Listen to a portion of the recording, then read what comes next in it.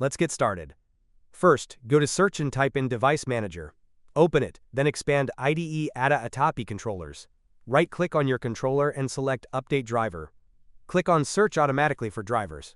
If it says the best drivers are already installed, go back, click Browse My Computer for drivers, then choose Let me pick from a list. Select the driver that appears, click Next, and install it. It will ask you to restart, but for now click No because we need to do the next step first. Go to Search again and type CMD. Right-click Command Prompt and select Run as Administrator. Click Yes when prompted. Now, type these commands one by one. First, type CHKDSK/F/R. Press Enter, then type Y and press Enter again. Next, type SFC/Scano. Press Enter and let the scan run. Once the scan finishes, restart your computer. At this point, the DPC WATCHDOG violation error should be fixed.